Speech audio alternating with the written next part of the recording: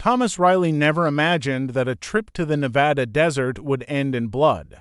Emma Carter had always thought Burning Man was a place of freedom and creativity, but the discovery of Thomas's body would shatter that illusion forever. In a festival built on art, music, and self-expression, a dark secret lurked in the shadows, and one man's curiosity had put him directly in its path. What happened that night would shock the community, expose hidden rivalries, and leave a trail of unanswered questions in the dust. The sun was just beginning to dip below the horizon, painting the Nevada desert in deep shades of orange and crimson. The dry, cracked earth stretched endlessly in every direction, but within this vast emptiness, a temporary city had sprung to life. Burning Man was in full swing. An annual gathering where thousands of people from all over the world came to celebrate creativity, art, and radical self-expression. Giant sculptures dotted the landscape, some towering like futuristic monuments, others shaped like creatures from a dream. Art cars, rolling pieces of kinetic sculpture, moved through the dusty streets, their headlights casting long, eerie shadows as music pulsed from their speakers. Among the attendees was Thomas Riley, a 32-year-old freelance photographer. He had a keen eye for the unusual, always looking for moments that told a story beyond the obvious. For him, Burning Man was not just a festival, it was a living canvas. He carried his camera carefully, adjusting lenses, checking settings, and walking slowly to capture images that might otherwise go unnoticed. The air was filled with an electric sense of possibility. People in extravagant costumes laughed and danced, exchanging gifts and stories in the fading sunlight.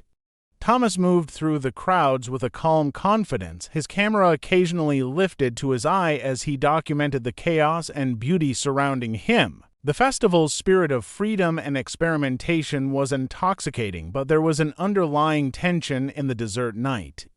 It was the isolation, the sheer remoteness of the location that made the environment feel both liberating and dangerous.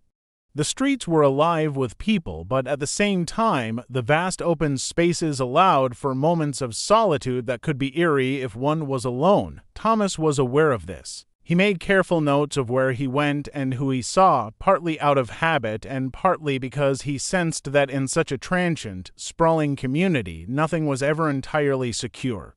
As night fell, the festival transformed. Lights glowed from tents and installations, casting kaleidoscopic patterns across the dust. Music thumped through the air, a mix of electronic beats and tribal rhythms, drawing people into movement that seemed almost ritualistic. Thomas captured images of performers covered in glitter, of dancers leaping around bonfires, of massive structures catching fire and sending sparks high into the night sky. Every photograph seemed to pull him deeper into the festival, each frame a testament to the vibrant, chaotic life that thrived for just a few fleeting days in the desert. Despite the celebration, Thomas carried a quiet intensity with him. He wasn't just there to take pretty pictures. His notes and sketches revealed a curiosity about the undercurrents of the festival, the hidden stories beneath the surface. He observed interactions closely, noticing things others might overlook, the whispered conversations in dark corners, the way some attendees moved with purpose rather than leisure. There was a sense that he was chasing something larger than art, something he couldn't yet name. By the time the last rays of sunlight disappeared and the desert cooled, Thomas Riley was immersed in the heart of Burning Man.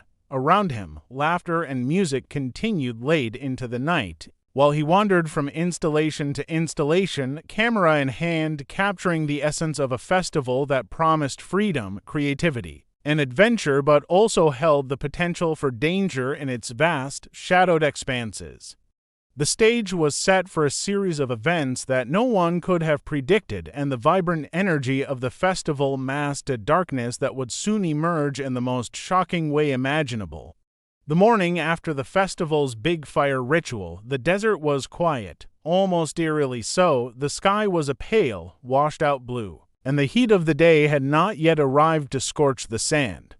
Among the scattered remnants of tents, art installations, and abandoned costumes, the festival felt different, less alive, more vulnerable. It was in this quiet that a local camp leader made a discovery that would shatter the fragile sense of safety. Behind a cluster of large, twisted metal sculptures, the body of Thomas Riley was found. He lay face down in a pool of blood, his camera smashed beside him, its memory card missing.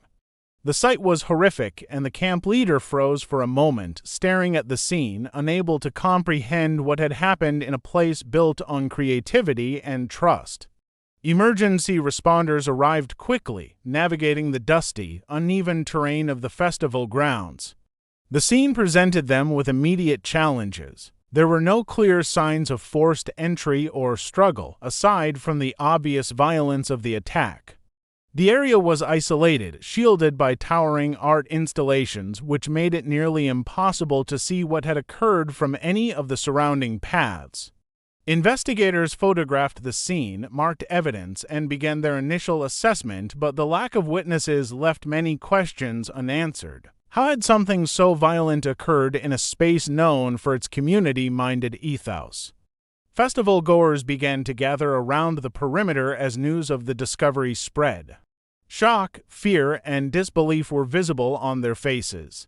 For many, Burning Man had always been a sanctuary from the outside world, a place where expression was safe and personal boundaries were respected. Now, the desert that had seemed magical and free was tainted by a sudden, inexplicable act of violence.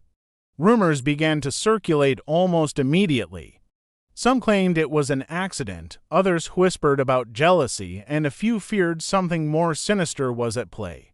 Social media quickly amplified the panic, with posts sharing fragments of the story, pictures of the crime scene, and speculative theories that only heightened tension across the festival community and beyond.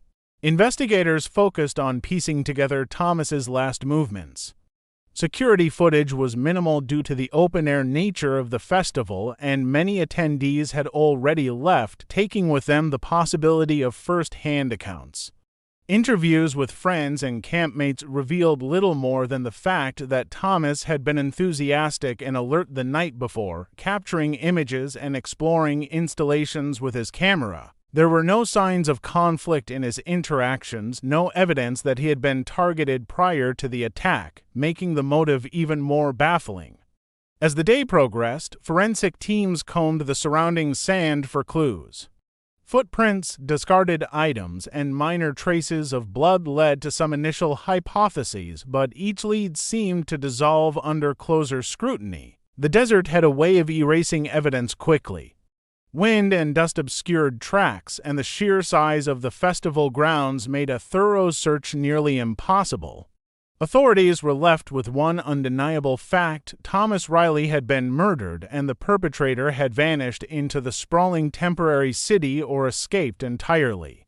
The discovery sent shockwaves far beyond the desert. Friends, family, and fans of Thomas began to share stories of his life and work, highlighting his curiosity, dedication, and passion for capturing the world's overlooked moments.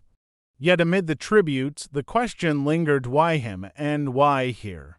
The festival, which had promised a temporary utopia of creativity and freedom, had become the site of an unthinkable tragedy. The mystery of his death would cast a shadow over Burning Man, raising suspicions and fears that would ripple through the community for weeks as authorities began the daunting task of unraveling what had truly happened in the desert that night.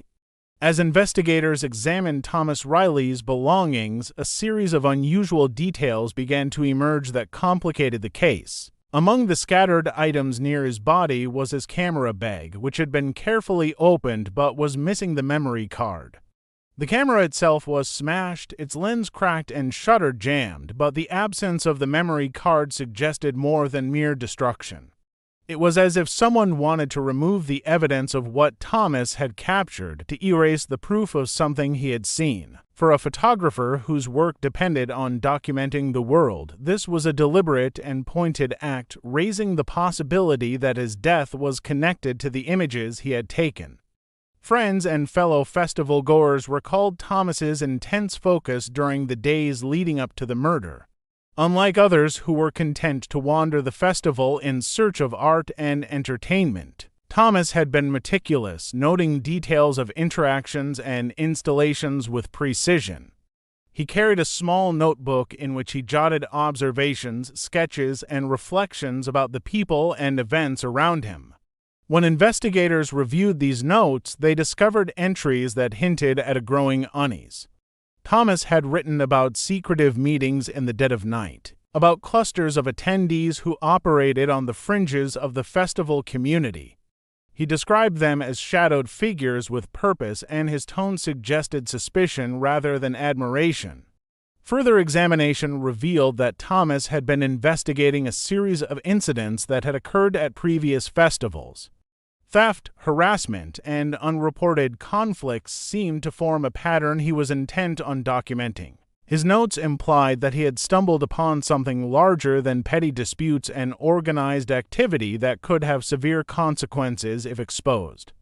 In one particularly striking entry, he noted that certain individuals operate under the radar, invisible in the chaos, but dangerous if confronted. The words took on a chilling resonance in light of his death, suggesting that his curiosity may have put him directly in harm's way. Authorities also discovered that Thomas had been in contact with a small group of insiders who occasionally warned him to be careful. These messages, sent in private conversations days before the festival ended, indicated that he had suspected he was being watched. The warnings were vague, but the implications were clear. He had sensed danger and perhaps underestimated its immediacy. Investigators began to piece together a timeline of his last day, noting how he had moved through the festival, photographing installations and attendees before apparently confronting something or someone that ultimately led to his murder. The more authorities delved into Thomas's activities, the more complex the picture became. His death no longer appeared to be a random act of violence. It seemed calculated, connected to knowledge he possessed and documentation he may have been compiling. His obsession with uncovering hidden truths at the festival suggested a motive tied to discovery, exposure, or betrayal. Yet the exact nature of what he had uncovered remained elusive, hidden in the missing memory card and the fragmented entries in his notebook. As the investigation unfolded, it became clear that Thomas Riley had not merely been a bystander to the festival's chaos, he had been an observer who had seen too much. The desert, once a backdrop for artistic freedom, had become a stage for secrets, deception, and danger. Every entry in his notebook, every photograph he had taken, now carried a weight that authorities could only speculate upon. His meticulous attention to detail, which had defined his work and passion, had also placed him at the center of a lethal intersection between curiosity and secrecy, a deadly collision that would ultimately lead to the chilling events of that night. The investigation into Thomas Riley's murder had reached a frustrating standstill. Weeks passed, and leads seemed to evaporate into the desert wind. Witnesses were scarce, many having left the festival grounds immediately after the event, and those who remained had little concrete information. Authorities combed through the camp areas, searched for discarded belongings, and interviewed anyone who might have crossed paths with Thomas, but progress was slow. The sheer scale of Burning Man, with its thousands of attendees and sprawling terrain, made it nearly impossible to track movement accurately. Every clue seemed to lead to a dead end, leaving investigators to wrestle with the growing possibility that Thomas's killer had disappeared without a trace.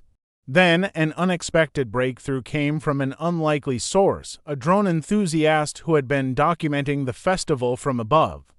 The footage was not initially considered evidence, just part of a personal project, but when investigators reviewed it, a chilling pattern emerged.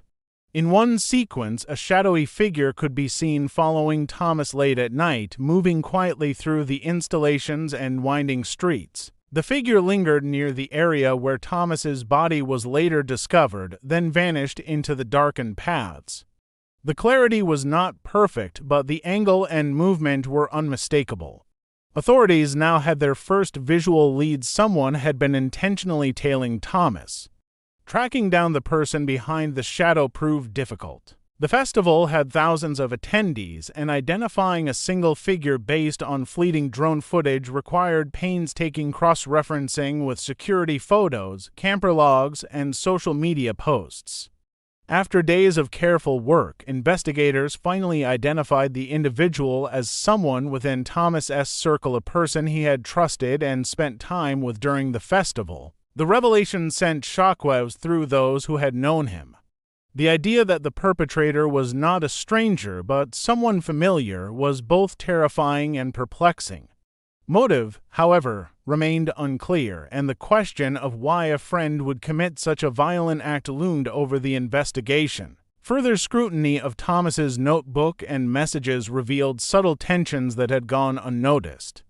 There were references to disagreements, moments of jealousy, and disputes over creative projects and recognition within the festival community. While nothing explicitly predicted murder, the notes painted a picture of a competitive environment, where personal grievances and hidden rivalries simmered beneath the surface of camaraderie and celebration.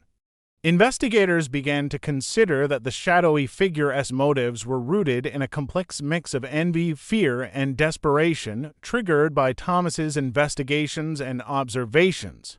As authorities pieced together the timeline of events, it became clear that Thomas's death was not a spontaneous act of violence, but the culmination of a series of calculated decisions.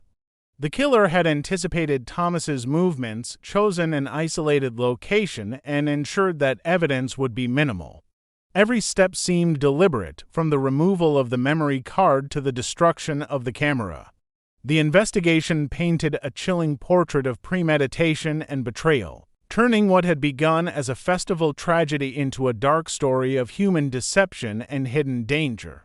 The dessert, once a symbol of freedom and creativity, had transformed into a silent witness to a crime rooted in jealousy, obsession, and the deadly consequences of uncovering truths some wanted to remain hidden. The arrest of the individual responsible for Thomas Riley's murder sent shockwaves through the festival community and beyond.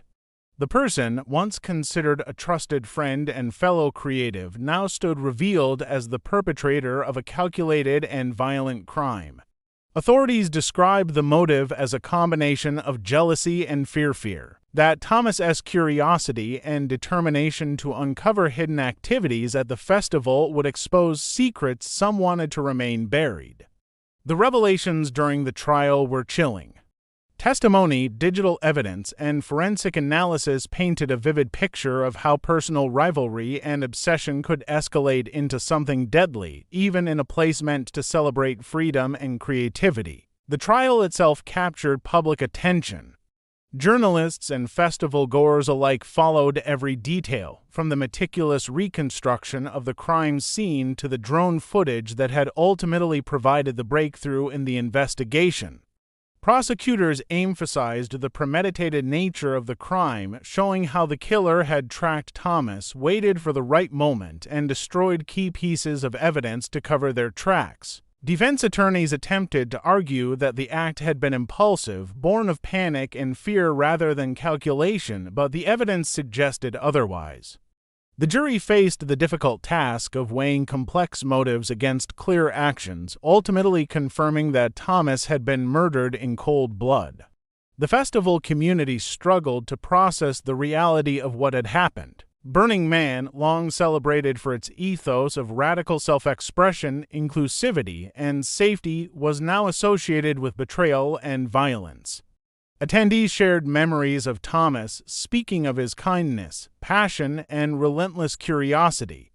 They remembered the way he had moved through the festival, observing carefully, documenting art and interaction, always seeking the truth behind the surface. Tributes appeared online and on the festival grounds, messages scrawled on art installations, and candles left where his body had been found. The grief was mixed with anger, confusion, and a lingering sense of vulnerability. Authorities continued to investigate lingering questions even after the arrest. They examined whether others had been aware of the dangerous activities Thomas had stumbled upon. Weathermore's secrets remained hidden within the festival's sprawling landscape, and how such a violent act could occur in an environment built on community trust. Lessons were learned about security, oversight, and the importance of vigilance, even in spaces meant for celebration and freedom. The tragedy became a point of reflection for the broader festival culture, prompting discussions about accountability, personal safety, and the thin line between curiosity and danger. In the end, Thomas Riley's death left an indelible mark on Burning Man and those who had known him. The festival continued, as it always did, but the shadow of that night remained in the minds of attendees and organizers. Art installations rose and burned, music pulsed through the desert, and costumes brightened the dusty streets. Yet the memory of betrayal and loss lingered. Thomas's photographs, journal entries, and the story of his life became a testament to the risks inherent in seeking truth, to the consequences of uncovering what some would kill to hide, and to the enduring power of a single individual's passion to shine a light on hidden realities, even in the most unlikely places. His death was not forgotten, and the story of that night became a cautionary tale, a reminder that even in places designed for freedom and joy, human darkness can intrude in the most devastating ways.